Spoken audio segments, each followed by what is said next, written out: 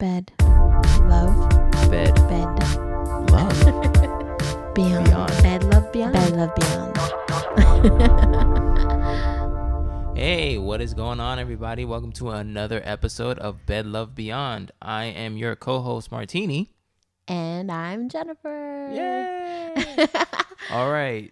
We're on episode 5, dude. Episode 5. Making moves. And it's going to be a special one because this is going to be our first two-parter because it's that big of an episode and that big of a topic. The big deal. Yes, pretty much. And, well, first of all, coming up on the show is going to be 8 tips for dating in your 30s and also what the perfect relationship is according to a certain meme that I found.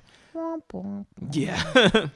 Because memes rule our life, actually. Yeah, apparently. Yeah, it's the meme. It's the meme generation. So You have to like tell somebody off with a meme. You're just like, bam.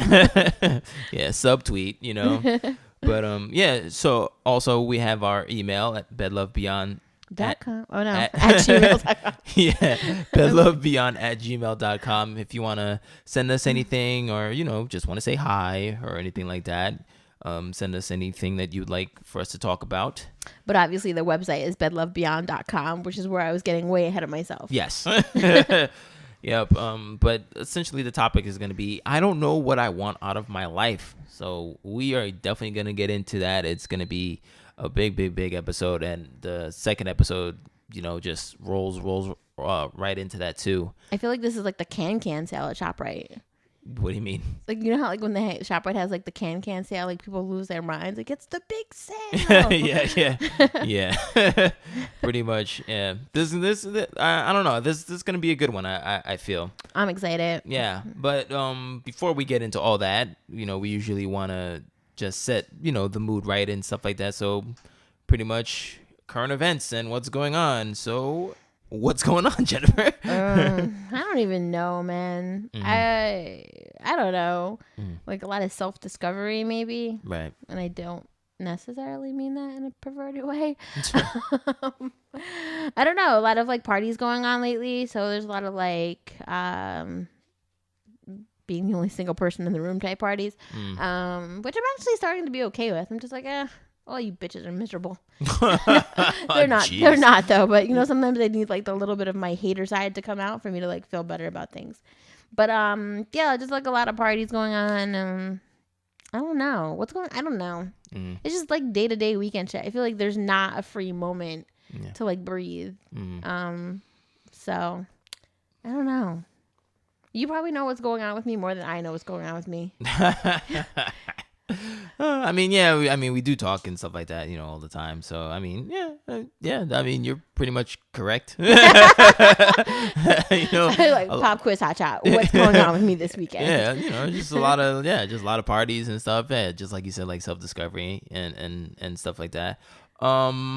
That's pretty much what's going on with me, just to piggyback off of you, because I was telling you about that. I talked to my ex the other day, and I even really get to like tell you like the full story because did you tell her about our podcast? No, I did not. I did not tell her about our podcast, and I will not tell her about our podcast. And I might probably get into it after I tell like this story. But like no, essentially she called me for just like something trivial. Before Windows 10 came out, I guess, like she like gave me no. No, I'm sorry. It just sounded like before Windows 10, and I'm like, was that a long time ago? Like, no, Windows 10 is new, dummy. She gave me like a link to like the new Microsoft Word or whatever, and like I guess she's just been paying for it. It's $10, and she called me just to say, whoa, you got a Microsoft Word hookup? I guess I don't even remember. Like, we can talk after the show, Martini. Go ahead, sorry. But yeah, she's like, I don't really use Word anymore, so she wanted to know if I still used it, and I was like, oh no, like I don't. I mean, I do, but I was like, you know what? Like, I'll just say no. Just like, I don't need anything from you. well, kind of like that, but not even in that sense, but just like I don't want any like right. connection, whatever, you know, just that's it. You know, and she's like, okay, but like, are you sure? And I was like, I have Google Docs, I'll just use that. And she's like, oh yeah, it's the same thing. And I was like, all right, cool. And then you know, we just started you know, chatting. yeah, just small talk. And then she was talking about how like I mentioned that I was like, oh, you know, how's your new car? And she's like, oh, it's good. And you know, I usually go, you know, I've been recently visiting, you know, south from wherever we are, you know, and like that location clicked in my head. Do you know something? It's just so funny because like as a woman, I know how we like drop hints like that. Like, oh, I've been in the city a lot. Like, I don't need to tell my ex that. Like, you know what I'm saying? Like, because like either one, he's like, bitch, I don't care. Or then he's going to be like, what is she even doing in the city? Yeah. But when I heard that, I knew exactly like what she meant. I don't know if it was like dropping a hint like that, but either or. Like, you knew. Yeah, I knew exactly where she was going, and she was seeing her man. And the thing for me is that like I got kind of sad, not on the phone with her, but like after the fact, just because where she lives is 2 hours away from where her man lives. And I don't know how they met, and I don't care how they met. But it's just that like, you know, their relationship is fairly new, and she's willing to drive 2 hours to see this guy, and they've only been going out for like a month. So like, and she said, you know, she's been going quite a lot. So like, how many times are you going in a month? You know what I'm saying? Like, not that I need to monitor that, but no, like, I hear what you're saying. You know, but I'm just like, what the hell? Because like in the beginning of our relationship, she wouldn't come down because 35 minutes away. Yeah. we lived like 25 minutes away, and she wouldn't come down. But granted, half of the problem is because of her mom. Because their family is conservative, and they're like religious, and you know, she was like, the mom was like, oh, you shouldn't go see men should come see you, and blah blah blah. I mean, I kind of agree with her, but whatever. No, it made sense, but right. But at the same time, it's not like I never went to her. No, I hear what you're saying. At the same time, the reason why I didn't go up there, the reason why I didn't go see her is because there was more freedom at my house as opposed to her. Right. That was the only reason. But yeah, I had no problem coming, you know, there. So when she told you this, you were just kind of like, wah, wah, wah. Yeah, you know, and like, and this right here is for my overthinkers, all right? Because like this segment right here is for the overthinkers, because I was overthinking it and stuff like that, and like, and this is of course none of my business and whatever, but like, I feel like I'm gonna get slighted because, well, you know me, and I always take things personally. So it's like, damn. Sorry, that came out way too strong. No, but it's like no, but it's like I feel that more so than not, they are gonna get like intimate and like I'm just going to be pissed. You just need to not put your head in the barrel. I know that, but there's a logical reason for this. Okay. The reason why is because when we were going out, we had to stop that. Right. Because she found God or something. She found God, had a revelation and stuff like that. And that wasn't the only reason why our relationship faltered, but that was the beginning of it.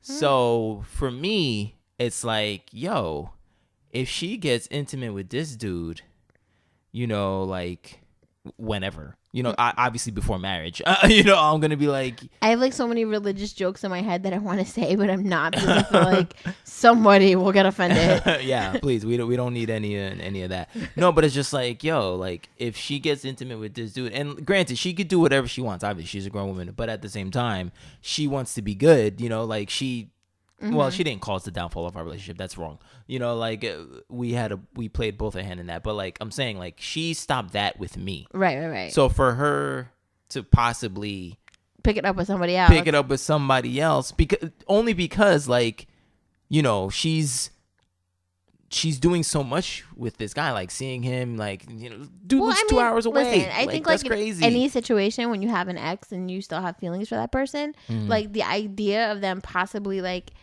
being intimate, which is something that you obviously, if you love somebody, you hold. It's not like just like yo, I met this dude on MySpace, and I was like, hey, you know what I'm saying? Like, if you love somebody and you're like intimate with them, like, you can't imagine in your head that person doing something with somebody else. Like, that is like soul crushing. Yeah. You know, so like I get like the thing, but you really like, I don't know. You can't overthink that because you're gonna like drive yourself insane, I think. No, I know, I totally am. And like I even what's it called? I saw this meme, and we're not doing we're doing meme of the day, but this isn't one of them. This is one that just helps my my story. And it was like, you know, it's like I've got 99 problems and 86 of them are completely made up scenarios in my head that I'm stressing about for absolutely no logical reason. Every time I see that one, I think of you, actually. That yes, and that's me totally. And also another meme is like the 10 worst feelings: cheated on, overthinking, me; lied to, heartbroken, me; not cared for, losing, me; scared, me; assuming, me; nervous, me; letting go, me. So yeah, like I was saying, like I feel that like when people get into new relationships, like first of all, like everything bad that happened in your past, like you do your best not to carry that baggage with you, even though you're going to. Yeah, it's I mean, it's in your inevitable. case, it might be a little different. Like, I mean, it's been a while, so I don't know whether she is or not. I have no idea. I never spoke to her in my life. But like, you kind of walk into the new relationship, like I'm gonna do everything better this time. Like, I can't wait for my new relationship, wherever he shall be. Yeah. Like, because I know where I fucked up. So I'm just like, not doing that this time. Right. So, I mean, it's going to look bad. Like, it's going to look bad to you because you're going to be like, why didn't she do that with me? But, like, because, and you should do the same thing when you move on to the next person. Yeah. Because you failed with that person. Like, if you didn't learn from your mistakes, then, you know, what the fuck was the point? And like, that's what they say. Like, you know, every, you know, failed relationship is like a learning experience. And it sounds like a cliche bullshit. And you're sitting there like, I don't need any more learning experiences. Thank you. But like, at the same time, it is. Like, I learned something from every relationship I was in. Even the little chintzy dating ones where you're like, you're not really my boyfriend. But like, I would hope that she did things differently, not to hurt you, obviously. You're my friend. Yeah. But like, and I would hope you do things differently. And I hope I do things differently. And I hope my ex does things differently. Although, anyway, like, I just hope, you know, like, but I know, like, I know the same feeling. Like, we had this conversation, like, if I found out my ex did something that he wouldn't do in my relationship, like, how would I feel? And like, I would feel slighted. I'd be like, what the fuck? Like, I wasn't worth you fucking picking your underwear off the floor. Yeah. Like, but you know something? At the same time, I've learned this, and I still stick by my guns with this, that people can change, like, very little things about themselves. But if there's like something major about them, and I don't know her, so I can't say either way. Right. But if there's something major about her, she's not going to find somebody like you, like in your classification, that's going to deal with that. Because there's some things that people can't change. That's just who they are. I know that there's certain things about me that I can't change. Yeah. And I know that I'm just going to have to find somebody who knows how to roll with the punches. Yeah. Or I can maybe turn it down a little bit. Right. But at the end of the day. But not eliminate it. Right. Like, I dated a guy who was a complete fucking, like, creep weirdo. He wasn't a creep. He was just a weirdo. Yeah. And, like, I was very hurt for many years. Like, oh, my God, what if he finds someone and falls in love? Like, what if he loves someone? No, he literally told me, I don't think I'm capable of loving anyone. And you know what? He might have been right, because it's been like 5 years and he hasn't had a successful relationship since. So, like, I mean, does that make me feel good? No. I think everyone should find love. But it does make me feel like I wasn't the one who had like the major issue. I'm sure I brought drama to the table. Right. But like, you know what I'm saying? Like, sometimes people just have a deficit in them. Yeah. And I'm not saying she does necessarily. Yeah. But like, you know what I'm saying? Like, sometimes people have a deficit, and it doesn't matter what they try new. You have to find someone that with that exact deficit, or it's not going to work. Yeah. So, I don't know. It sucks. I know. Yeah. It rips open old wounds and digs in there. Yeah. Because this guy, apparently, he must be doing like amazing things, you know what I'm saying? Because I know one of the things that was an issue, even though it was a very agree to disagree point, was that she sometimes would say that she doesn't feel wanted with you. Yeah. Mm-hmm. And I know if that's... we're not allowed to fuck, then how the fuck can I? well, no, but I mean, I know that's a big thing with women. Women Mm-hmm. want to feel wanted and desired. But you know what? That's it. It's the beginning stages of the relationship. Any man who knows how to get a woman will make her feel wanted in the first couple months. Right. But then once he has her, he's like, nah, babe, Fallout just came out. I don't got time for that. Right. No, you're right. I don't think that this guy is like that, but you're right. But it's just, it's like, wow, she's making not making strides, but it's just like, wow, 2 hours, son, like that's crazy. But that's what you think. That's how you look at it. Like, I don't take anything for face value, and you shouldn't, because it's like, she's driving 2 hours now, but what if she's driving 2 hours in a month and then he hasn't come up here, you know, and then she's gonna be like, this ain't really worth it. Now I'm coming to your house and we're just like sitting here watching like reruns of like, you know, whatever. Yeah. And it's not worth the 2 hour drive. It's not worth my gas. Yeah. You know, what are they going to do? Like move in somewhere together? No, because she has religious boundaries about marriage and stuff like that. Yeah. She doesn't know him well enough to do that. Right. And if he's not putting in the work on the other end, then whatever. At the end of the day, it sucks, but you got to do you. Yeah. You have to like make yourself better for the next person. I know. And that's the thing too. That's what I've been thinking. Like, I need to really like, and I need to, no. I just need to do things for myself and like, I don't want to say pick up like new hobbies, but I do want to do things that are an extension of me more often. And Comic-Con? All right, take it easy. You like perked up real quick. That was insane. No, but it's like I always didn't want to do this because I was like, what's the point? But I think I might want to like look into one of those like meetup groups and like go to like a writing I thought of that thing, a writing course, class, whatever. Right. You know what I mean? And like do that. I mean, I don't know. I don't like people, but like it might be good for me. You know what I mean? But you might find like-minded people like you who don't really like people and just like writing. And that's what I'm saying. Those are the people that you actually are cool vibing with. I know. Like that's the thing. Like that'd be so cool. Like I mean, I have tons of friends. Like if I met any of you listeners, I'm sure we could be best friends in like 2 seconds. You know what I'm saying? I just have that personality. But like at the same time, like it'd be cool if I can find somebody that like I really like vibe with. I'm like, oh my goodness, like this is great. I found a new friend, yay, and like I don't know, maybe I might like look into that and like start doing things to fulfill that void as opposed to trying to find that in a relationship. Yeah, you just gotta like set goals for yourself and just like keep striving for them. It's important. It's important for your everyday. The best part is that you found like a pathway to do this for self-improvement. You know what I'm saying? And that's just it. Some people are just like, people can tell them like, yo, this is not cool about you. And I mean, sometimes you have honest friends who are like, yo, sometimes you have a really shitty attitude about things. Yeah. And you have two choices. You can sit there and self-reflect and be like, do I?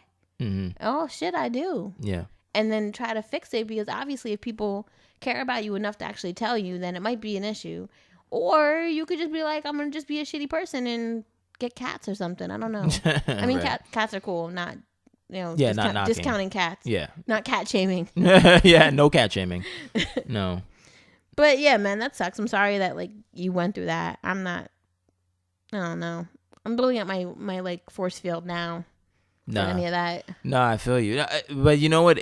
That's how I've always been. I've always like overthought and like, I guess strategically scheduled things in my head to deal with like those things. Yeah, like those scenarios and stuff. So like, yeah, like it's so funny. Like I like prepare myself for all these scenarios. So if anything happens, I already know how to like handle it. Right. It's so weird. It doesn't always work like that. But I feel you. I'm definitely got my force fields up and I'm like getting on my like, boondocks militant shit. Like nobody's going to break my heart. Yeah. But I don't know. It's crazy. So what do we have going on today here? Going on today is going to be I don't know what I want out of my life. So we're going to get into that real quick. I think I know someone who said that recently. Okay, well, you hold on to that. We're gonna take a little break, and then we're gonna get into the business. All right. Oh, let's do it. All right.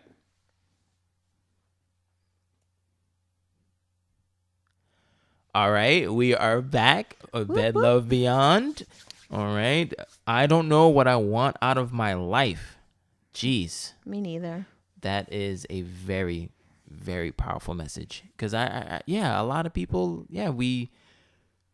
it's hard. It really is hard to try to figure out what it is, what we want out of life. Some people have a game plan. They're like, nope, by 27, I want to get married. I want to have 2.3 kids and a dog and a white picket fence. And some people are just coasting, or some people execute their plan, but then it backfires and falters. Or there's so many choices and options, and we just wanted to discuss about it because both of us, well, I can't really speak for the both of us, but at least for me, I might know what I want out of life, but I don't know if I should actually pursue it because I don't know the ramifications of those things. Like, okay, so let's say with with marriage, obviously, I was just talking about wanting to, being engaged and stuff like that because, I loved my ex-fiance, but I don't know a damn thing about marriage. Like I have a lot of friends. I'm like one of maybe I'm like one of the last of my friends to Last of the Great Mohicans. to be married. All of them have been married for, let's say, like 4 or 5 years now. How are they going, the marriages? They're all going pretty damn fine. That's good. And like some of them, like I'm so far behind. My friends are like on baby number 2, okay, and like I can't even get like a text back. It's not a race. So no, I know, but I'm just saying like that. Like that's how far I'm behind. It feels like a race sometimes, but it's not. Yeah, it's just like, yo, I don't know. Yeah, a lot of my friends are married too, and like some days I don't know. At one point I would have said I want to have a husband and I want to have kids. And then like some days I'm like, do I want to get married? Common law sounds cool. Like, Yeah. I'll live with someone for 7 years, Mm-hmm. and I'm kind of territorial, so it's like, but I know that's something I have to work on. Like, this is my house. Jeez. I know, but I'm working on that. I really am, I swear. Mm-hmm. But some people are like that, like especially like strong, independent women. We've like made our own way, and like we're not gonna let no man come in and take it. Anyway. Right. That's a whole nother segment. But yeah, some days I'm like, I want a husband and kids. And then some days I'm like, I don't want kids. I can't even like take care of myself today. Or I don't feel like putting my dog out. Yeah. So kids are a no. Yeah. And other days I'm like, let me look into the adoption agency. Yeah. So I really don't know what I want. And people are like, oh, are you going to start dating? And I'm like, I just don't want to I don't have the time. I really don't have the time. Mm-hmm. Like, oh, can you meet up for coffee? No. Can I come over? No. No. Well, you didn't even tell me your name yet. Yeah. Like, no, you can't come over. Yeah. I don't know. I watch like too much SVU, and being like in the social work field, I like automatically think like everyone's out to kill me. I'm like, you could be a serial killer. Yeah. So yeah, I don't know what I want. Like, I don't know. I wish I had friends who had single friends, and they were like, I really want you to meet this nice guy, but they don't. Nobody ever does that. Right. So I don't know.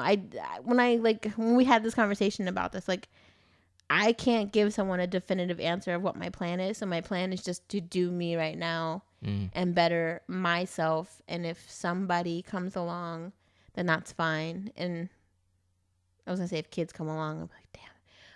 But the kids thing will just work itself out too. I don't know. If it happens, it happens.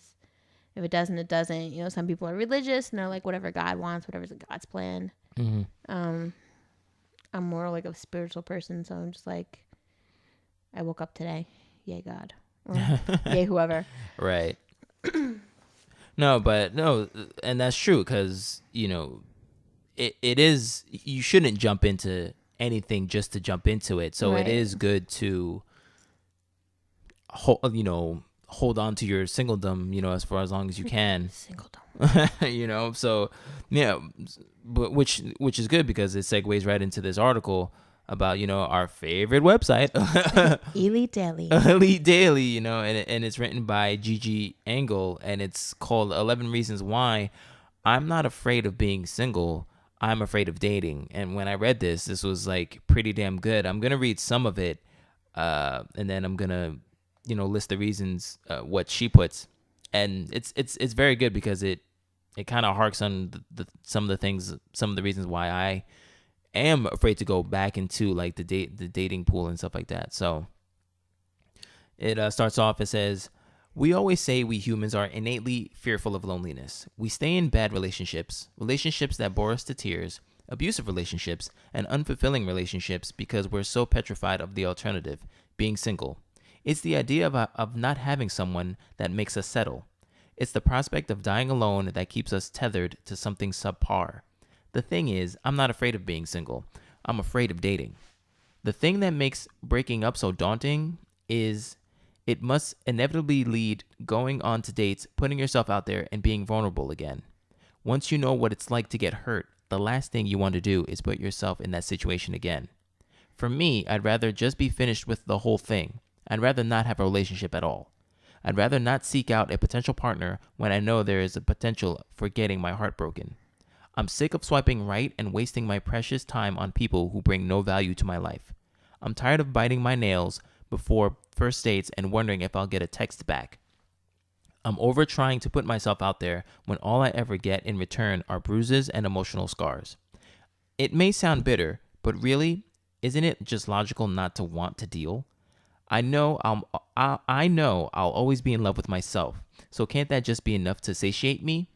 It's not the being on my own that's so scary. It's the process of finding someone who doesn't seem worth it. So number one is, I'm not afraid of sleeping alone. I'm afraid of sleeping with the wrong person. Yeah. That is so And it's not even like about having bad sex. It's just like, I don't know. Sex is like different now that you're older. Like before, back in the day, it was just like either, I don't know, maybe some people were like, I want sex, so I'll just sleep with so-and-so, and then like other times it was like exploration, and now it's just like not that. Yeah. Personally, I mean, listen, I'm sure some people are like, I want to see what that's about. And they just go out and do it, and that's cool. I mean, but man, listen, one like night in the sack and anything could happen. Yeah. And if it happens with the wrong person, you're done. I mean, oops, I forgot to take the pill. Oops, he didn't wear a condom. Oops, he's a psycho stalker. Yeah. Shit happens. Or you just feel shitty after. Right. I mean, and then it's like some people like have the like what's my number? Like I wasted that one on you. Oh, right. Yeah. Like you're my 15th person. And now I only have 4 more slots until I get to 20. And I wasted that on you. No, I don't know. Yeah. It could be anything, but it is. It's like, it's a rat race. And it's like, if I let the wrong person in my bed, it's like, how fast can I get him out of here? Yeah. I don't know. Number 2 is, I'm not afraid of eating alone. I'm afraid of wasting a meal with bad conversation.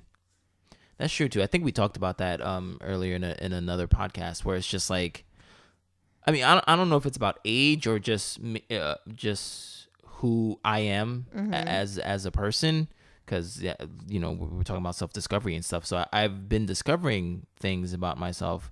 One being an introvert and things like that. But like with introverts, we don't like small talk, man. Yeah. Like we like deep shit. You know what I'm saying? Like we don't need to freaking talk about like, I don't know, philosophy and stuff. I mean, if we get there, that's awesome. But like, I'm not trying to freaking I'm paying for this meal, and 2. Well, see, I went on a date and like the guy came and like immediately, just like the way the meetup was, I was like, nope.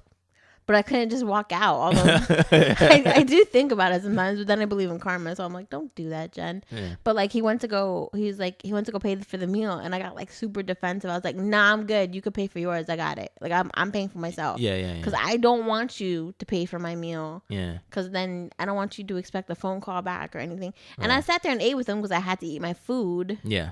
But he was like super awkward. He was like talking to me about his like genealogy shit. And I'm like, he's like, oh, well, men in my family die young. And I'm like, this is fucking insane. And I don't even like Baja Fresh. Why am I here? So Right. it was bad. So I get that. I mean, I definitely see it from a guy's perspective though, because you guys like, you know, like, oh, I should pay. It's a nice thing to do. Yeah. That's why I think first date should be like Starbucks or Dunkin' Donuts. Right. Whatever. Yeah. Just something real. Yeah, real simple. But yeah, like bad conversation is the worst because it's like pulling teeth. Because it's like I like to talk. I like to have a friendly conversation and get to know like who you, not even like, well, get to know what you're about as opposed to who you are. You know what I'm saying? Like, yeah, I work as a nurse, blah blah. Okay, that's great. But like who are you as a person? Like I want to know all that. So, I don't know how much you're gonna find out like in a first date. Although, well, it depends. Do you ever listen to other people's first dates when you're out? It's so cool. No. Oh man. No. It's like so heartwarming, and I just know that I'm doing it wrong when I listen to other people's conversations. No, but I remember I don't usually go on dates, but like I remember like the last date that I went on, like we were supposed to go to the movies, but we never went because we just kept talking. Well, that's cool. We talked for like 4 hours. Oh, that's nice. You know what I'm saying? So like it was just great. We were just getting to know like each other, and it was really awesome. You know, so like that. I mean, that's what I mean. But number 3 is I'm not afraid of getting laid. I'm afraid of bad sex. And I don't know. For me, that just is lumped in with number 1. Like, right. I mean, nobody wants bad sex, but well, let's see what she says. So she says in it, I'm not afraid. Wait, no, she is afraid. Oh yeah, that's right. And I am afraid of getting herpes for that matter. I have plenty of orgasmic help in the robotics department. I don't need a guy to satisfy my needs. I don't mind being celibate if it alleviates me of the possibility of an unremarkable or even remarkably terrible sexual experience. AA batteries are awesome. AA batteries are awesome. Number 4 is I'm not afraid of having my bed to myself. I'm afraid of waking up to a stranger. I'm afraid of not having my bed to myself. See, podcast number 1. Yeah, waking up to a total stranger. That's like, yeah, you like turn around and you're like, what the, like, yo. I remember like breaking up with somebody, and then like, you know, back in the day, you used to be like, oh, we had this conversation, like get under someone to get over someone. Yes. And I remember like looking over and like just being like, you're not supposed to be there. Right. I don't know you. Yeah. You need to leave. You're not getting breakfast. You're not getting damn. Yeah. Damn, no hash browns here? Nah. That's like crazy. we can go to IHOP if you got some money, but yeah, that's kind of creepy. That's the thing about sex though. Like I don't know, my bed is like a sacred place for me, and yeah. So I don't want strangers in there with their dirty jeans. Yeah, you want someone who you know, right? You know, or whatever, or if you met that person that night, at least you have sex on the couch. You can damn. I mean, or maybe I don't know. No, but like if you met somebody that night, you want to be secure in your decision, right? As opposed to waking up. Well, you know, maybe sometimes people do leave in the middle of the night, but other times, you know, they wake up and you're like, you want to be secure, like, yeah, we fucked and I'm happy about it. You know, I'm not like, who are you? I mean, I guess it's different for guys. Like, what if guys bring home girls and then like the girl like just makes herself at home, starts leaving hair ties and stuff? Oh shit! I've heard some stories, like, you know, like, I left my earring there. Like, what? Like, no, you didn't. What? Oh man. Oh, I was watching like You're the Worst again, like the first episode where like Edgar brings Gretchen like the hair ties, and she's like, "These aren't all mine." I was like, "Damn!" Like that's what girls are like. Cats and dogs, they like leave their markings. Like that's me. Number 5 is I'm not afraid of not getting a text. I'm afraid of staring at my phone waiting for one. Isn't that the same thing? No, it's not. Oh no, I get it. That's why you have to have like that attitude, like.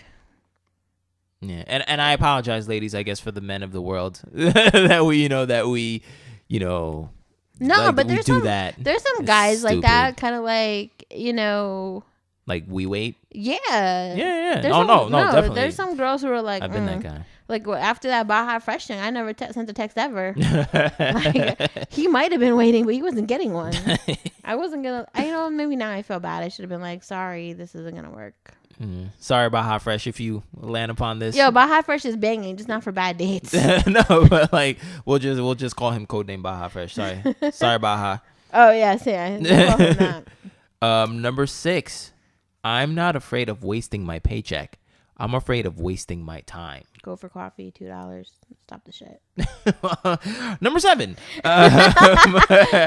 I'm not afraid of being myself. Maybe my problem is I have an answer for everything. Number 7 is I'm not afraid of being myself. I'm afraid of being with someone who makes me feel like I can't be myself. That is very true. When I say unique, I don't mean like I'm like freaking, 1 in a million or stuff like that. But I believe I am a unique. You're pretty special, Martini. Well, thank you. You're welcome. Well, I feel that I am like unique in my ways. Sometimes I remember there's a joke from Chris Rock. I believe it's in his Never Scared. Either Never Scared or Never Scared Stand Up, or the one after that, where he's like, you're never gonna find somebody who likes Seinfeld and Wu-Tang. It's not gonna happen. So like I feel like I'm kind of like that, like I'm of two worlds. Eclectic. Yeah, I'm of like two worlds and stuff like that, and sometimes I'm goofy, sometimes I'm serious, and I am definitely into things that like women might stay away from, and that's fine, that's cool, but that doesn't take away that that's me. Explain that, because that just sounds like you're like. Oh, like I just looked at you and I was like, people are gonna be like, okay, all right, that's true. Give like an example. Okay, I'm okay. I'm like into anime. I'm into like WWE hardcore. You know what I'm saying? WWE hardcore is awesome. I go to live events when I can. I'm into like I still freaking watch cartoons and stuff like that. Into animated movies. You're not alone now. I know I'm not alone, but still. But the thing is, for chicks, for the most part. I mean, obviously there are women who are into that. When you go to Comic-Con, you see them, but for the most part, when you go to Comic-Con, Martini. All right, calm down, Jennifer. But like for the most part, the average girl isn't into those things, so they're like, oh, whatever. So they might not want to deal with me, but like I don't want to bring that down. Just to get into a relationship. Like not go to Comic-Con because of a girl. Like that's just dumb. Yo, she's gonna keep getting at me. Yo. No, that's good. Yo, keep getting the zingers, yo.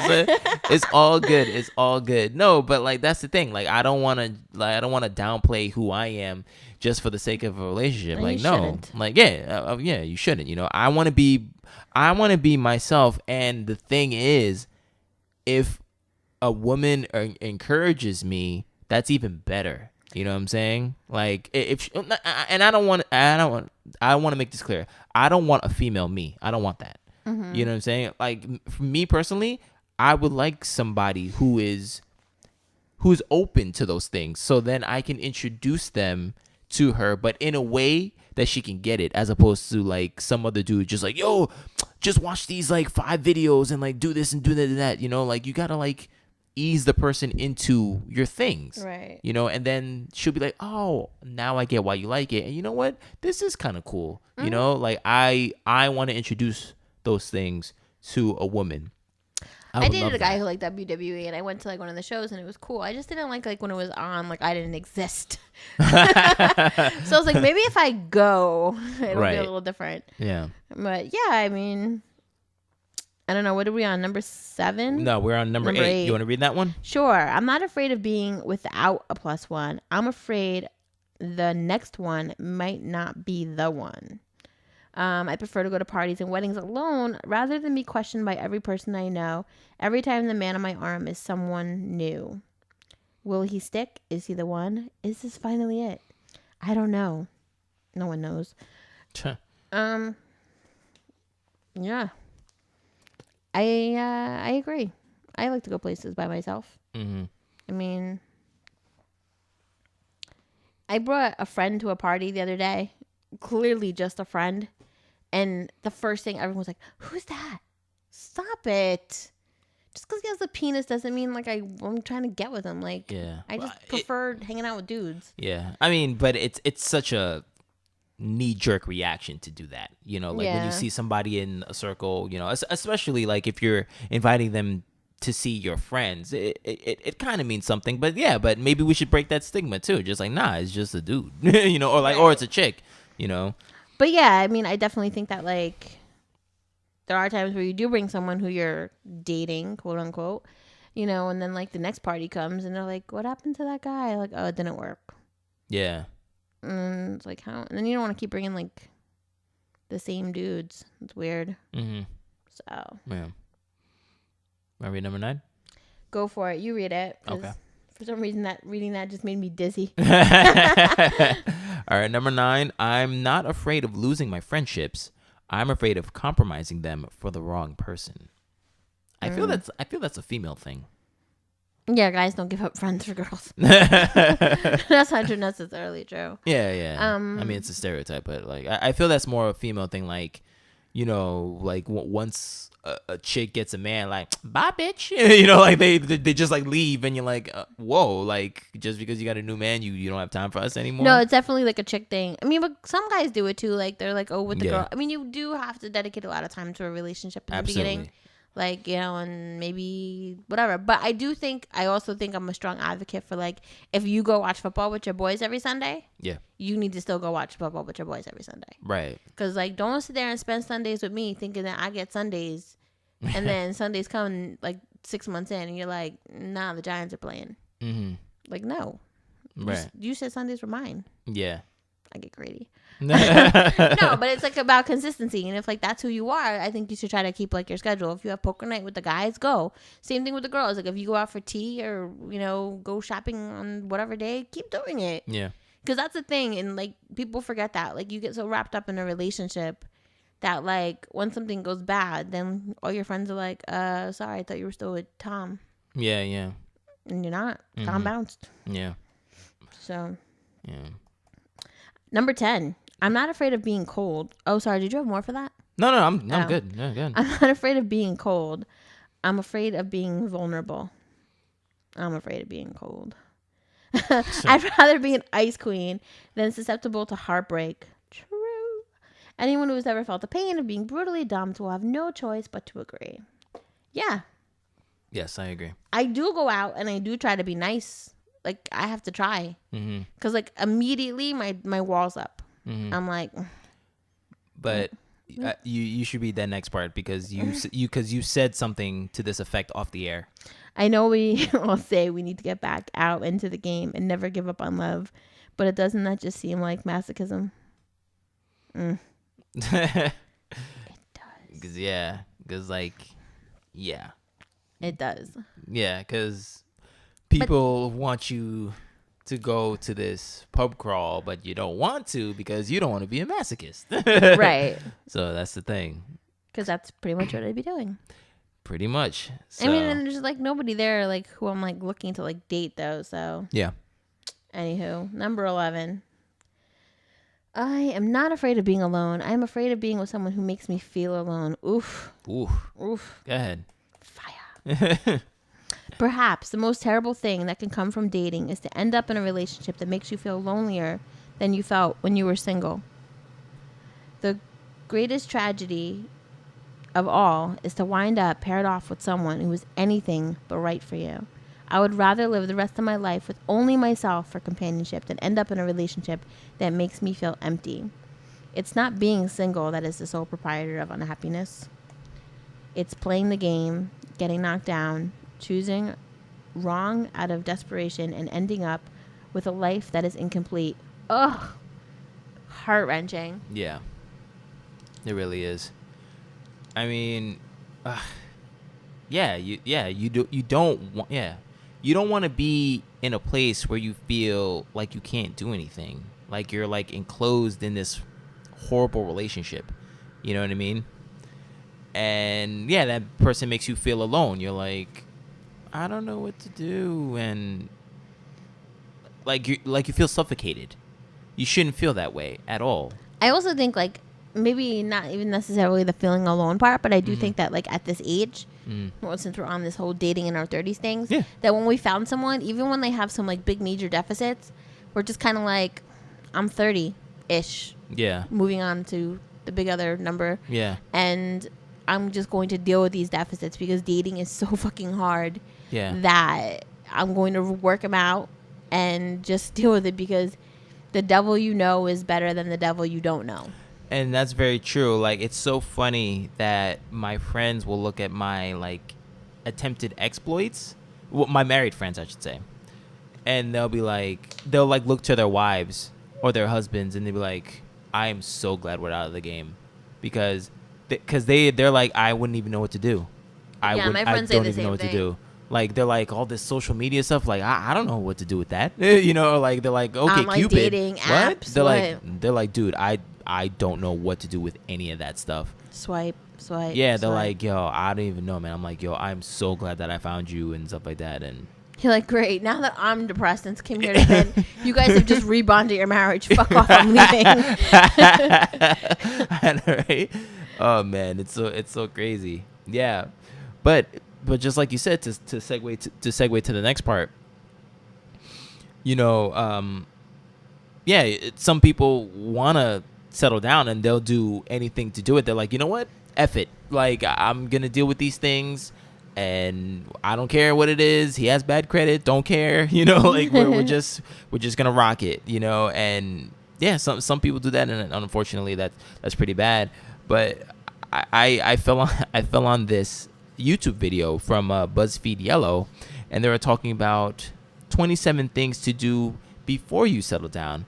So I was just gonna riff them off and to see if you've done any of those things. Well, I mean, obviously I'll answer too, but to see if you've done any of those things or if you plan to do any of those things. Okay. So just real quick, number 1, travel with your BFFs. You ever done that? Oh yeah. Have you done that? Yeah. Oh, sweet. Where'd you go? I went on a cruise and okay. we went to the islands. Oh, okay. And it was a good time. Nice. But I went with like my best friend who's like very like-minded like me. Yeah. We're not like party, drink. We're just like kick back, look at the island men and shop. It was a damn good time. Yeah, I've yet to do that, and I don't think I am gonna do that just because all my friends are scattered across the country and they're all married. Right. So they're gonna travel with their friends. I'm just saying, their families. Sorry. I got a cruise coming up. We can go. You might want to look at the island ladies. Maybe. I'm saying. Maybe. Scantily clad. 2, learn to cook. Yeah, I know how to cook. My mama taught me. All right, damn, all right. And I took a cooking class, but I did that with my ex, so that doesn't count. But yeah, I know how to cook. Right. I know some meals, but I No, not waffles, martini. Do you know how to like throw it down? All right, damn. Okay, so she just took my one meal. Can you make rice and peas? No. Oh, damn it. We're gonna talk to your mom. All right, well, okay. I'm gonna call her and tell her she can teach us both. 3, be financially independent. Yeah, finally I am. Well, no, technically no, because I still live with my parents. I mean, that's kind of embarrassing, but I'm not embarrassed to say it, so it is what it is. But I mean, like, it's not like I'm a freeloader. You also take care of your parents, though, which is a nice thing. Yeah, I take care of my parents, and I mean, I have bills that I pay. They don't pay any of my bills. I pay them. So, number 4 is face one of your biggest fears. That's number 4 on the list of 27 things to do before you settle down. What is one of your biggest fears? I don't know. Yeah, I don't know what that. I mean, dying, but like, I had a procedure done where I was put under. I faced that. Mm. I didn't say I faced it good, but I faced it. Right. Yeah. I don't know what that means pertaining to the topic, face one of your biggest fears. I guess it's like heights or travel. Like maybe some people are afraid to travel alone or do things by themselves. Maybe that's true. A big fear. Yeah. I'm definitely scared of heights. I won't go on roller coasters. I've been on some. I've been on King of the Kai or some shit. No, hell no. I've been on He said hell no. No, I've been to Ride Playland and I went on the Dragon, and that's all wood. So like you hear a bad idea. You hear the whole rickety rack and all that stuff. I mean, to people it's like, the dragon, please. That's like a baby ride. That's like the teacup. You might as well go on the teacup ride, you know. But like, I say cross it off the list. That's crazy. but yeah, I'll never go on one of those like Great American Scream Machines. F that. I'll freaking die. Live Alone. I did. It was awesome. Really? Yeah. Yeah, I've always had a roommate. Yeah, that's what I've always known for you to have a roommate. Yeah, I've always had a roommate or a boyfriend. Yeah. But I did live alone once. Like, Yeah. and it was like the first apartment that like I put the deposit down and I, like whatever, and like, I think I might have been nervous at first. Yeah. But I like loved it, and like for whatever reason, like everyone like loved that apartment because it just was me. Yeah. It was all me. Yeah. We had my Bob Marley pictures up. It was awesome. Yeah. And I miss that apartment. Me personally, I cannot wait to live alone. Like, I know I was gonna say the cool thing to do. Not even the cool thing to do. It's what you have to do. It's because of necessity. Like, everybody has to have a roommate because times is tough. Right. But like, I so want to bypass that and like try to get enough money so I can live alone and just be me, man. Yeah, man. Even if you get a studio, like I don't care. Like, I'll mess with a studio. I'm skinny. So, the next one was accomplish a goal. Have you accomplished a goal? Yeah, I got my MSW. Nice. Well, can you please explain that to the? I got my master's in social work, and I got my license to be a social worker. Cool. And that's what I wanted to do. Right. And now I have more goals, but nice. Oh yeah, but hey, you accomplished one. I did. One of my accomplishments was I graduated from an 8-week workshop at New York Film Academy. Oh, nice. So like, yeah. So, and I got one of my screenplays copywritten. Oh, really? That's awesome. Yeah, so I'm happy about that. I need to renew that soon. So, but yeah, next one is find your drink of choice. What is your drink of choice, miss? Unsweetened iced tea. If we're talking about liquor, it's Sambuca. But I mean, I don't know what that has to do with like before you settle down. That's just dumb. Well, I guess just to know who you are, like what if someone asks you what your thing is. Boom, I know what it is, so. Bud Light. I mean, I don't know. No offense to you guys who drink Bud Light. I know there's a lot of you out there. Right. Number 8, make the first move. Yeah, and that's something that I totally get what that means, because I guess for a man, you gotta like step up, and because how are you gonna settle down if you've never really like stepped up to a chick before? You gotta like do that at least once. I did it once. You did? He's the one that got away. Oh. Ooh. It was super embarrassing. I was super corny. But now you know how it feels. Yeah. Now you know I was so nervous, but everyone was like, yo, you have a big mouth for everything else. Like, if you let this dude leave here and you don't say anything, like, it's going to be a problem. And we kind of did date for a little bit, but we kind of just more became, like, working friends because we got a job at the same place. But we still kind of keep in touch every now and then. But he's married. Y'all know who I'm talking about. Number 9, challenge yourself. I don't do that enough. I don't do it enough, definitely. Yeah, I definitely don't do that. I mean, I keep setting goals, but I mean, yeah. I don't know. Like, some days I'm like, I need to go to the gym more. Sure. And then I'm like, oh man, I already took a shower. I guess I can't go. Stupid. I know you've done this many times. Number 10, take a road trip. Yeah. Some of my friends have come with me. Mm-hmm. It's awesome. Number 11, try a nice restaurant by yourself. Yes. You've done that? Yeah. Like, one day I was like, I need a me day. So I took the train into the city. Oh, wow. And then I went to like a sushi restaurant by myself. Yeah. And then I went to go see Step Brothers by myself. Okay. It was a stupid movie. Did you ever go to a restaurant? By myself? No, I haven't. Because I always thought that'd be like so weird. But do it this week. Yeah, I probably should. But there is there was one time where I saw an attractive lady like full out just went and have a meal by herself. I mean, I didn't wait because I was having dinner with a friend, but I was like, yo, there's nobody coming to her, and then like she was having her meal and everything. I was like, oh snap, she's actually having a meal by herself, and she was hot. And I was just like, wow. See, now if you were having a meal by yourself and she was like, sometimes like guys have meals at the bar though, like you don't have to necessarily drink though, but like she was having a meal by herself and you were having a meal by yourself, then you can also do the make your first move thing. This is true, but like that seems so weird to just bring your plate. Like it feels like it's like lunch. Like back in high school. Hi, how you doing? I saw nobody was sitting here. No, I'm not saying bring your plate over by her, but like if you like happen to be seated by the bar. Oh, okay. Like send her a drink or something. I don't know. I only see that in the movies. I don't know if they really do that. Number 12 is live somewhere else. I've wanted to. Every year I threaten to move to Florida. I'm like, oh, I'm leaving. Yeah. And my friends are like, you're not leaving. And then my Floridian friends are like, come, Jen, come. Right. I've never done it, but like I'm actually really starting to think that I have to move somewhere else to meet somebody. But I don't like this area. Like I feel like I've exhausted all the possibilities of people. You never lie. Like seriously. Like okay. So I mean, I don't know if you guys like figured out whatever. But like I you know, I'm a writer and stuff like that. And accompanying that, and also what Jen just said about like trying to like find somebody. Like I feel like New York. Oh well, New York chicks are like not for me or whatever. Or like the tri-state area is not for me. You know, and because I guess they're just a stronger breed of women, and I'm just, you know, I'm just not their type. Like, I really feel like I have been thinking about it, but just in the back of my head that, like, probably, like, the West Coast is going to be for me. I'll miss you. You know, well, I'll miss you too. But, like, I think that's we'll have to do this podcast, like, over the air. Over the phone. Oh, yeah, or something like that. Or, like, Skype or whatever, or Google Hangouts or something like that. That'd be really weird. Yeah. But, I mean, I'm not saying that I am going. Like, I don't know. It's a good thought, though. No. I'm keeping options open. Well, a lot of people, like, had to, like, study abroad in college and stuff, but I never did any of that. Yeah. But I guess that would count. Number 13 is learn to drive manual. No, thank you.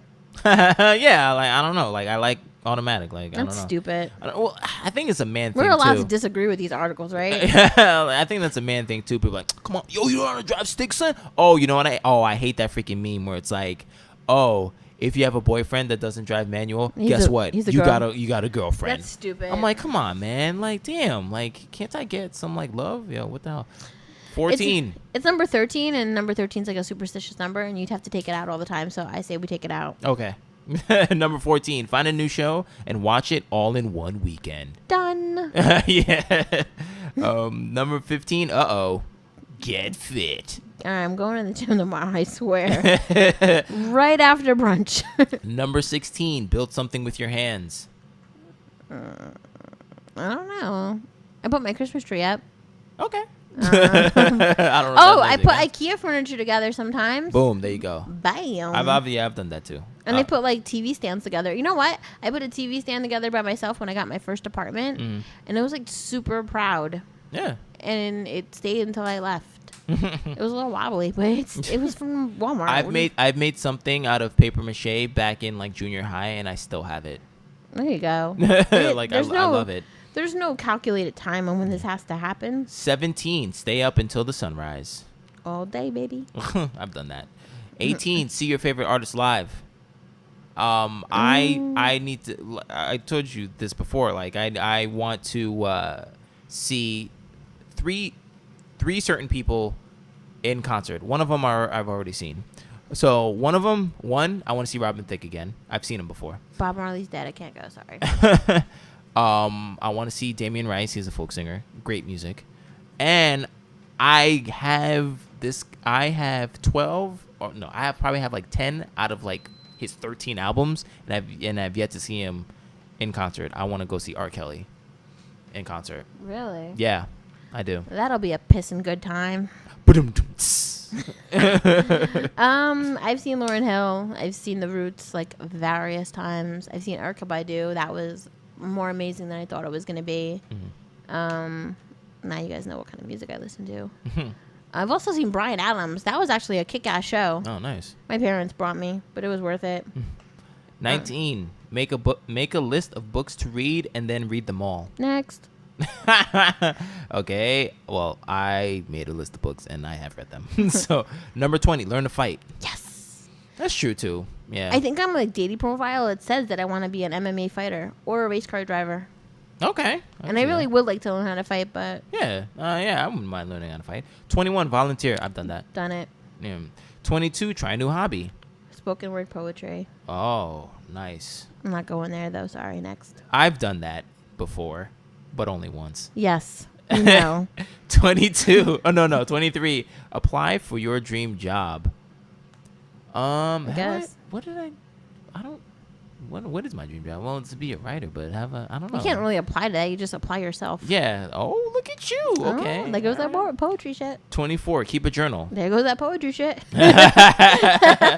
Yeah, I did. I used to do that. Yeah, I kept a blog, like an online blog. I used to do that. I mean, it's gone now, but I used to do that. 25. Have a long conversation with a stranger. I work in the mental health field. All my conversations are long conversations with strangers. There you go. 26. Do something crazy and spontaneous. That time I drove to Virginia. If you want to know what she's referring to, go back and listen to one of our podcasts. Oh yeah, it was the first podcast. I remember that. Yeah, it was the first podcast. Yeah. And 27, get to know yourself. Hey now. Exactly. That's what it's all about. So right now we're gonna take another break. Okay. You know, just chill out. Go get your popcorn. Go get your wine. Go get whatever you need to get. All right. And be back. We'll be back in a few. All right.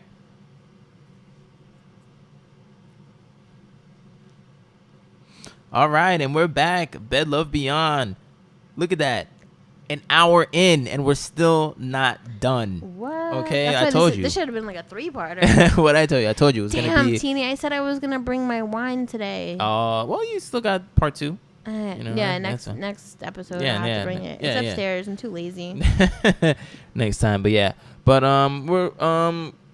it was really funny because, like, you know, the topic is, you know, what we want to do with our lives, because we don't really know. And I fell upon this website called My Friends Are Married, and it's a Tumblr, and it's really funny. I mean, I don't know if we're gonna read any of the posts, but I definitely suggest that you guys go to that website because it's extremely funny.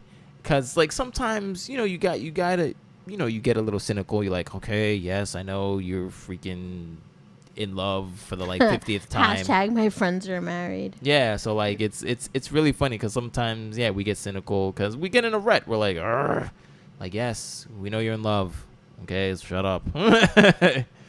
But yeah, so definitely check that out. Jen's checking it out, and you know she has a big grin on her face. I know. I see the thing. It says it's like a semi card, and it says, "I'm the groomsman who've been assigned to sleep with you." Yeah. So it's really, really cool. But I do want to get into I just realized that this whole freaking episode is a bunch of lists. So, but there is a list from Talkspace.com. And it's called 8 Tips for Dating in Your 30s. And it's by Angie Dion. Hey, all right. Angie. What up, Angie? So it goes something like this. As a 30-something relational therapist who is currently single and dating, I regularly read about relationships in books, research articles, and blog posts. After selectively taking the advice I've come across, I came up with the following 9 tips for surviving dating in your 30s. Think of it as a gift from one singleton to another. And these are her 8 things. Make exercise a priority. Oh my God, we get it. I know, right? I'm kidding. Number 2, let go of past loves, which is definitely true. 3, talk it out with a therapist. Number 4, find something that lights you up, which I always say, I say that to you sometimes, you know, when like when you're in a rut. I'm like, yo, you know, small victories. 5, join a class, club, or league, which was I was talking about. Yep. You know, like I want to probably get like a writing class or something like that. Number 6, date people you might not usually give a chance. Oh, look at that. That's very interesting. 7, have realistic expectations for your dates. Mm-hmm. And number 8, explore societies and your own views on your singledom, which is true. You know, you just can't, you know, even though we're talking about this stuff, like I always say, we're not experts, but we have opinions. So like, yeah, just cross-reference everything that you hear from us or from your friends or from yourself. You know, hopefully if you're listening, you're kind of like our age. And if you're not, you know, whatever, you know, come one, come all, whatever age. Can I give a little Go ahead. information on the talk it out with the therapist thing? Go right ahead. Okay, so being in the mental health field, being a therapist of not clinical sorts, but on my way there, I am like a super big advocate for it. Like, I feel like that a lot of people think like therapy is like mumbo jumbo, and like if you're not going to go to like an actual, or they think it's for mentally ill people. right. But I mean, when you go to social work school, the first thing they tell you is get a therapist, because you're going to be like hearing about shit and dealing with shit that your body's just not able to handle. Yeah. You know, and it's actually like it's like an opinion of somebody who doesn't know you, and they're not ever going to tell you what to do. I think that's like a really big stigmatism. Like, you think you're going to go there and get all the answers. No, they're going to listen to you. They may ask you questions that may help you figure it out, but they're never going to say, yeah, dump that guy. Yeah. They're not going to ever say that. I mean, they can't make the decision for you. And they ask you those annoying questions like, well, how does that make you feel? Right. But maybe you're not asking yourself those questions. Yeah. And maybe after you've heard yourself say for the 10th time, it makes me feel like shit. You'll get it, you know? But I think it's important. I think like there's some things that we hold on to that we don't necessarily work through. And I obviously, for obvious reasons, I'm just like an advocate for it. I think it's a good thing to kind of get out there and say, this is what's going on. It's not like talking to your girlfriend. It's not like talking to your boys, you know? And you may not even think it's a problem, but once you actually start talking and the floodgates open, and you know this person's gonna go home and not really like judge you, then I think it's just like a release. I don't know. I'm just an advocate for it, and I think that if you're in your 30s and if you have like some kind of like emotional baggage or whatever the case may be, you know, and obviously your boys don't want to hear it, or your girls are like all now married and stuff like that, and they're just like, or they just won't understand. Right. Like, I just think having that like person who doesn't know you and doesn't like, you know, care, not that they don't care what you do with your life, but they don't care like what choices you make, it doesn't affect their life. Right. I just think it's a healthy thing to do. Yeah. Just my 2 cents. Ding ding ding. Ding ding ding. And Angie also writes, when you enter your 30s, expect people to have lots of opinions on your singledom. You'll get plenty of advice from relatives, coworkers, and strangers, but you should take it all in stride.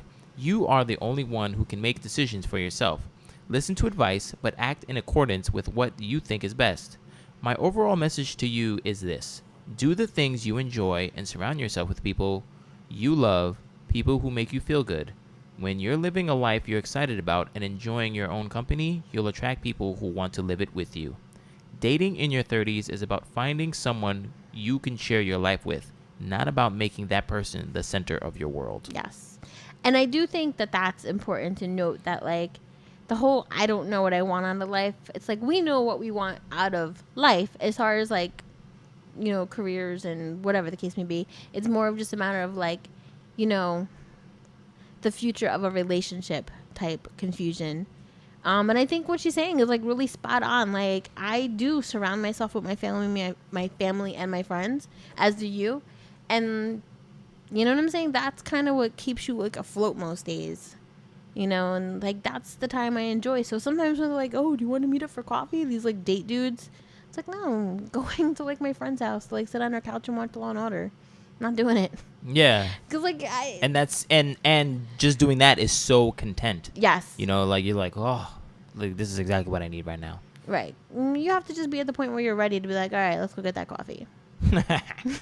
Yeah. So another article that I found on, of course, Elite Daily, and it's called "You're Not Afraid of the Future. You're afraid of repeating past mistakes." And that's true. Like, I'll speak for me. Like, when I do, like, if I ever like get on a date and stuff like that, I always think about like, I do think about the future, but I'm like, oh my God, I get anxious and I get nervous. I'm like, oh my goodness, like, not even so much like, oh, did I wear the right perfume or like, or cologne, or like, am I matching, blah, blah. It's not even that. It's just like, oh my God, what if things go right? Mm-hmm. Now I'm in the situation now, like, oh man, like what do I do? Like, should I be romantic? Should I not be romantic? She might be standoffish. Maybe she might wanna, you know, maybe she doesn't want her men paying for her, or maybe she does. I don't know. Should I pull out her chair? She does. Blah, blah, blah. No, but I'm just saying, like, unless you're Baja Fresh. But then I get caught up in the responsibilities of what entails in a relationship, mm-hmm. and it But at the end frightens of the day, me. You guys just have to be yourself. Like, just come with who would have this conversation about your A game? Somebody was having this conversation the other day. Mm-hmm. I think they were drunk. Like, you have to come with, like, your A game, though, a little bit. Like, just be like, okay, you know, be a gentleman. I'm not saying, like, I don't know. I am not saying open doors and pull out chairs. Yeah. But I am, like, way too much of an alpha female to... If you didn't open the door for me, I wouldn't know. I'm sorry. Right. I'd already be through the door before you were, like, done getting out of the parking lot. Mm-hmm. But, just do what you think you feel comfortable with, and do what you plan to do if you were to be in a relationship continuously with this woman. Like, if you don't open doors, don't do it now for the first date, and then don't not do it 6 months down the line. Right. You know what I mean? Like, Yeah. if that's who you are, do it. Mm-hmm. But if it's not who you are, you know, don't do it. And then, you know what? Maybe you guys will, like each other, but then she'll be like, it kind of bothers me you don't open doors for me. And then you can work on it. Yeah. No, definitely. But, like, don't be fake. Don't be like, oh, let me open your door. Let me get your chair. We're at Dunkin' Donuts. Stop. We're at Dunkin' Donuts. Stop. Like, I'm saying, like, just really be who you are. And, like, don't overthink it so much. Mm-hmm. Yeah, so with this article, you know, it says, you know, you're afraid of repeating past mistakes, and one of the things is like saying you have lost faith in yourself. It happens to the best of us, especially to those of us who grew up having high hopes for ourselves, only to find ourselves in a rut. It's completely understandable to be afraid of repeating past mistakes. Even if you learn from your mistakes rather quickly, you're still afraid that life may very well throw the same garbage your way, only manifested in a different form. It's amazing how many problems we face that are all, while a bit different, still basically the same. So, like, just like I said, it's just like, oh, like I've been through this before, and like it sucks. I don't want to do the same things, you know, again. And then it says, you know, well, snap out of it, because the longer you live a life you don't especially care to live, the more difficult it becomes to pull yourself out and push yourself toward the next chapter of your story. You're not alone in how you feel, but you are alone when it comes to getting yourself out of this slump. No one will get you out of it except you. You're your own problem. Your current mindset is what's making progress so difficult. And it's true.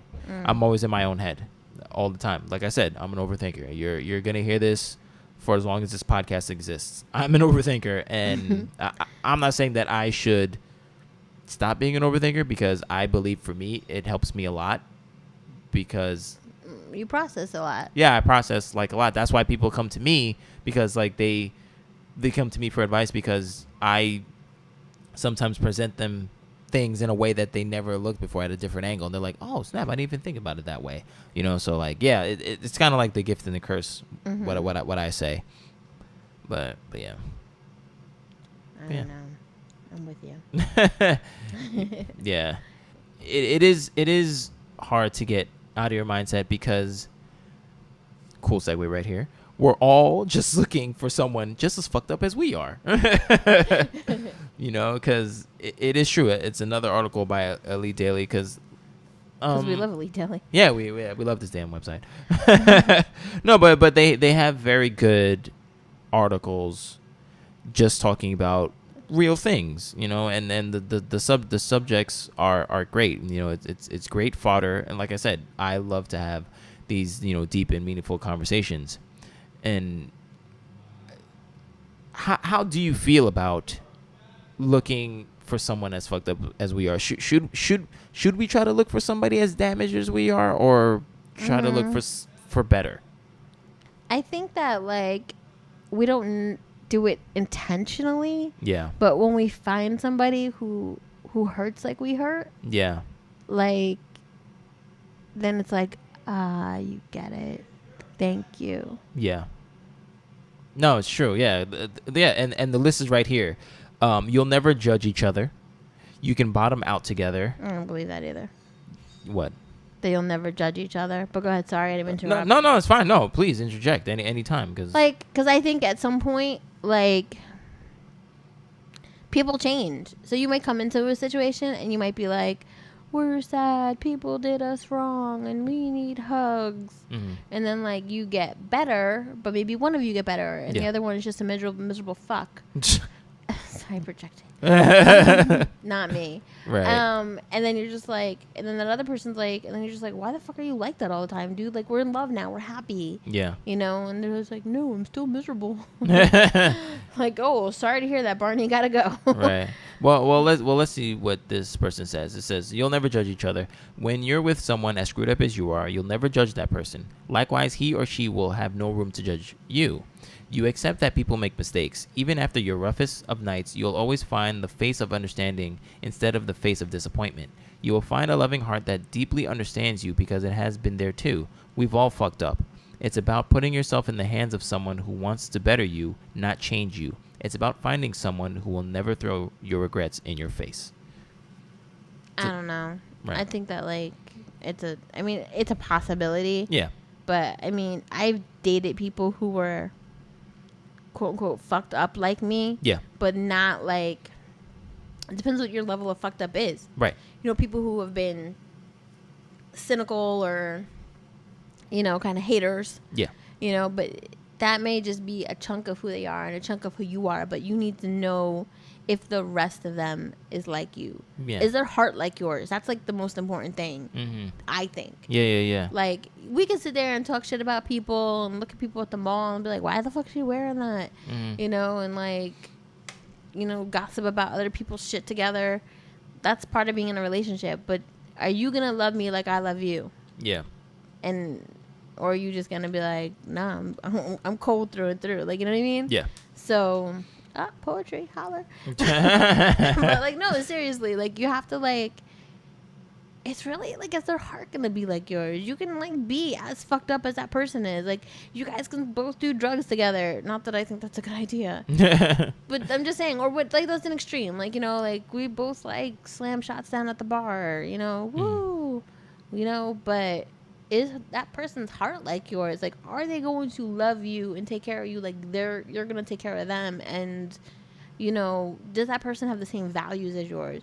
So as we're sometimes, it's a comfort to be like, this person's just as fucked up as me. They're damaged. They have baggage. People have hurt them. You know, they don't believe in love anymore. You're going to restore that at some point. So once you restore it and you're not as fucked up, like, then what? Is that person going to be just as good as you? Yeah. And that's what I think Elite Daily dropped the ball on that.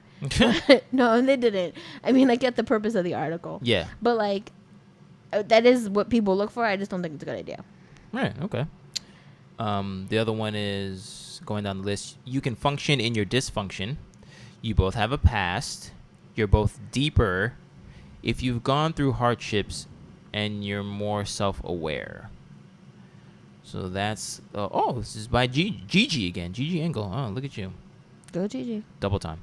But yeah, so, yeah. We're all looking for just someone as fucked as we are. No, but you're right. Everything that you said... Okay, so right now you're like in a tarnished state. So we'll say. Who, me? Yeah. No, the guy behind you. Hey, boo. Would you say that, like, if you met a girl who was like, oh, F guys are so mean. This guy broke my heart. You know, I don't know if I have faith in relationships anymore. Let's play a video game together and watch wrestling. Would you be like, don't look at me like that. No, go ahead.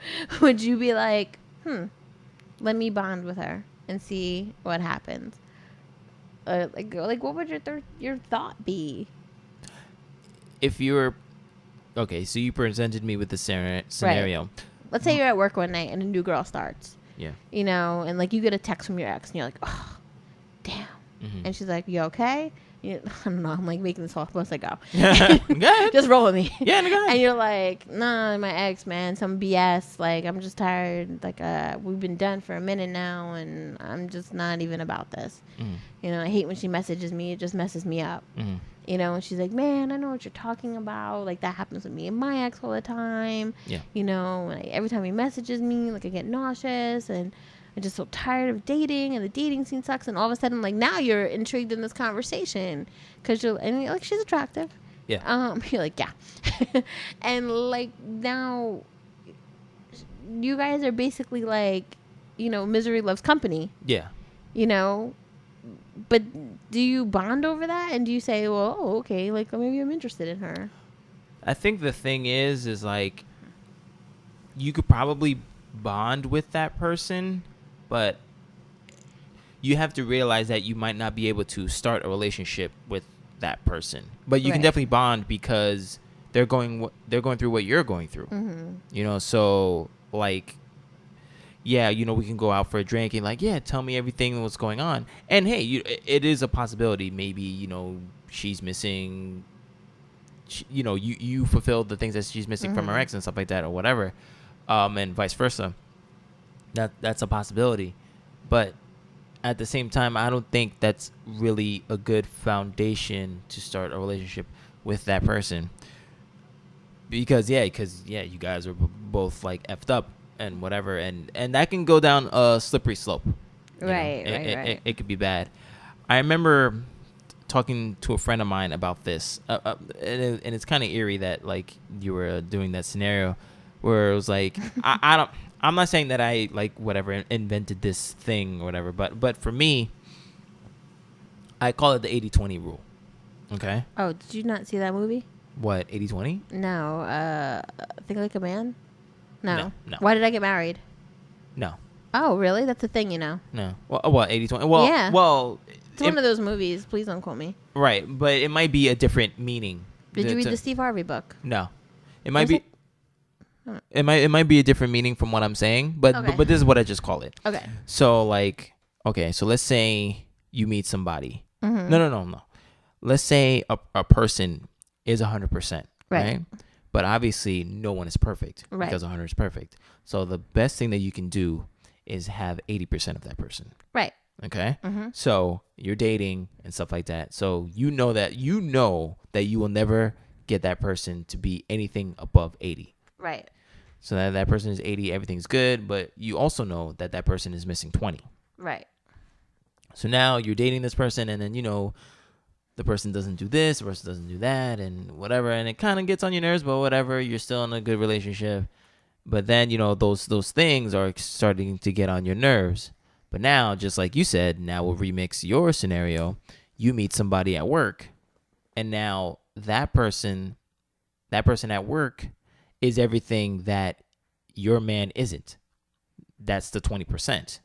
So now you're talking with this person, you're like seeing this person, and maybe you might have a drink or two to talk about your boyfriend and whatever. And now this person is like kind of like fulfilling your need in a way, because that 20%, even though it's only 20% as opposed to 80, that 20% is really strong. And I think that's why some people like cheat, because it's like, well, I'm not going to give up my 80 because it's 80%. But at the same damn time, that 20% is damn good. Right. So it's like, it is very hard to try to get a foundation when both of you guys are effed up. By all means, it is good to find somebody that you can relate with, so to talk about what you need to talk about, and yeah, at times, if it is of the opposite sex, like if it's me, and then like talk with a girl about that, and like we're all bonding, yeah, you know, something might happen, but you know. I just found this article. It is from Why Do You Get Married? I didn't mean to cut you off. Okay. I'd have to read the article. Okay. But what I think we should do, I still want to continue this conversation, but I definitely think we should touch base on this like another time. Sure. I know we were talking about having like on some guests, you know, who've been not so faithful in the past. Yes. This might actually be a perfect situation, because I think that person will definitely be able to relate to this. But it is from Why Did I Get Married? And it is essentially what you're saying. Okay. Oh, no, Tony Roberts, you didn't do that. So, like, it is essentially what you're saying. And I think that's what happens is, like, you had 80% with that person, with person A, you know, and you're like, oh, well, but they didn't do X, Y, and Z. And I need to find someone who does X, Y, and Z. They do everything up to X, but not X, Y, and Z. You know, and then you go find someone who does X, Y, and Z, but they don't do A through whatever, W. Yeah. So I'm like, can't think on my feet like this. Yeah. You know what I'm saying? And that's the thing. Like, A through W is greater than X, Y, Z. Yes. I know math. Damn it. Right. You know, and that's the part that I think people figure out. They're like, but they don't do this. But you just need to weigh out, like, in your head, is X, Y, and Z greater than A through W? Yeah. You know, like they're like, oh, well, they cook, they clean, you know, they do whatever. Yeah. And X, Y, and Z is like they're faithful, they take care of my kids, and like, you know, like those things might outweigh those other things. Absolutely. Yeah. But that's what it is, and I think a lot of times like everyone's looking for 100, and there's no real 100. Well, according to this meme, there is a 100. It's the perfect relationship. So I wish you could see me side-eyeing right now. yeah, she gave me the illest side eye. But let's see. Let's see. I'm going to read this, and I want you to tell me if you think this is the perfect relationship. Okay? Mm-hmm. All right, here we go. He works, she works. They split bills. His hobbies are video games. Her hobbies are reading and Facebook. He leaves her alone to do her hobbies. She leaves him alone to do his hobbies. At nighttime, they watch illegally downloaded movies together or stream one on Netflix. She makes him a sandwich. He gives her a back rub. They joke about how the people they know are stupid. He tells her about how annoying his friends are. She tells him how annoying her friends are. They laugh together. Then they have amazing sex. Days off are spent surfing the web together, playing games together, or occasionally going outside to do stuff like get coffee and make fun of strangers, eat together at restaurants that have cool atmosphere, go mini golfing, go to the movies. She surprises him with an occasional blowjob in the morning, and he responds by fixing her breakfast. He surprises her by letting her play a video game with him, and she responds by whipping his ass at it.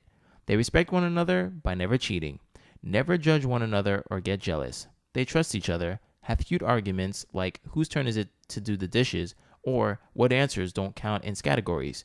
They're a team, a club, a two-person gang that nobody else is allowed to join. It's them versus everyone else. Listeners, if you have a relationship like this, please write into bedlovebeyond@gmail.com.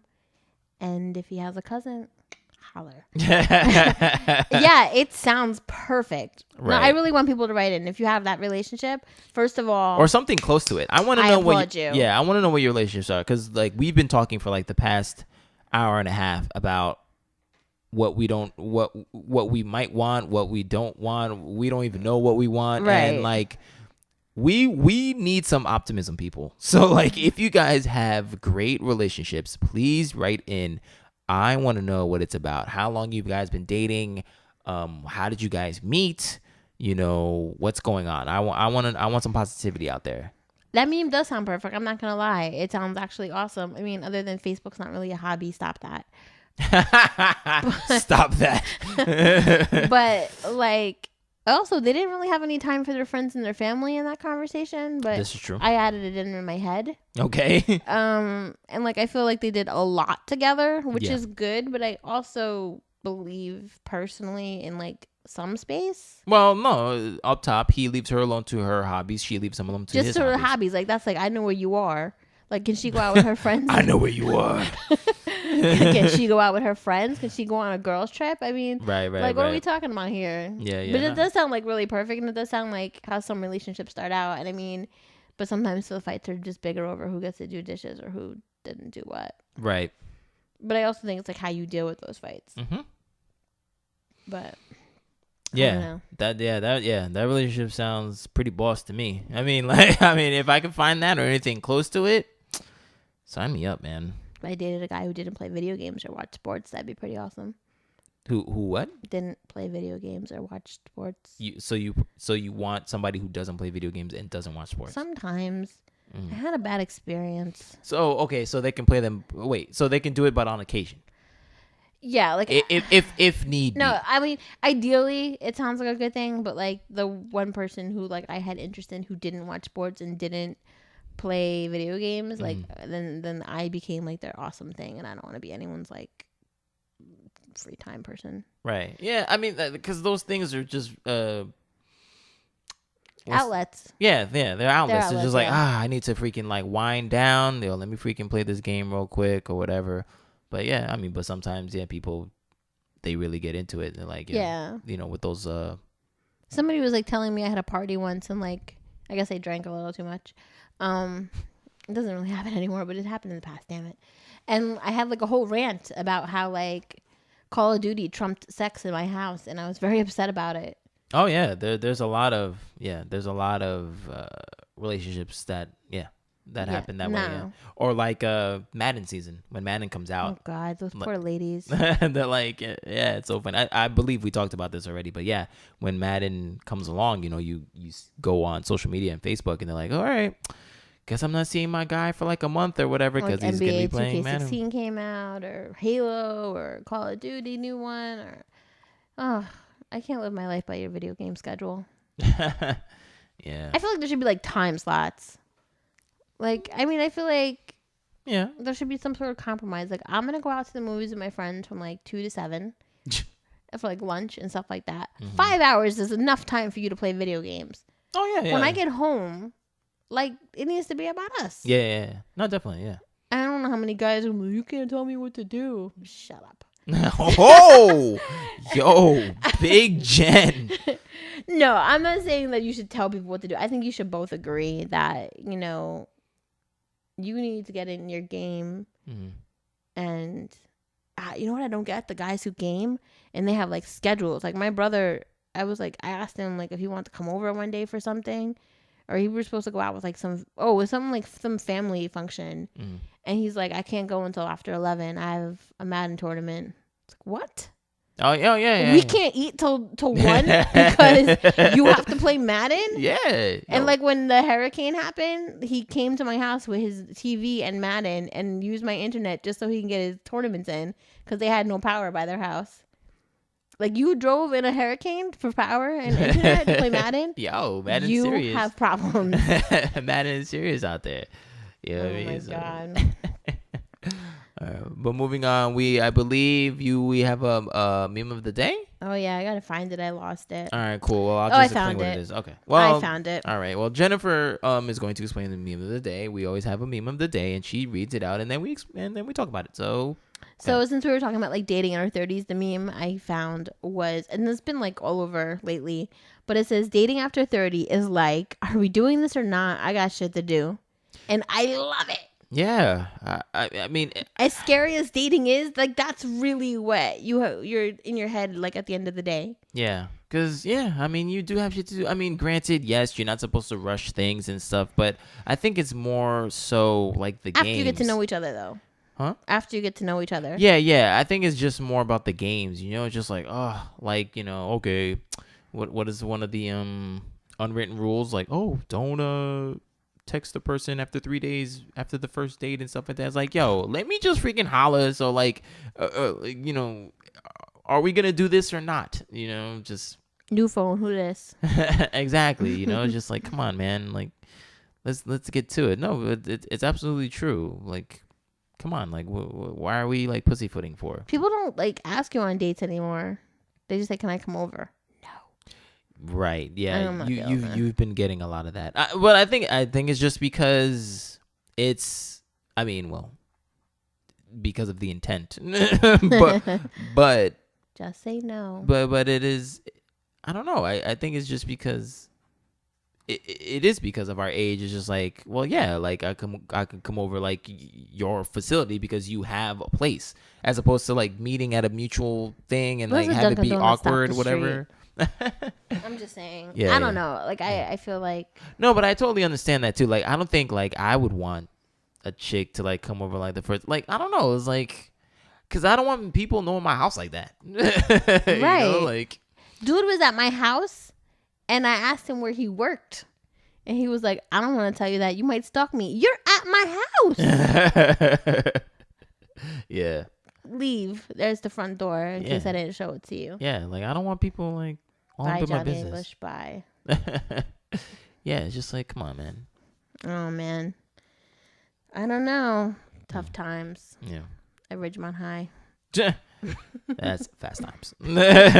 That's exactly what's not happening as fast times. Touche. Business is closed. Yes.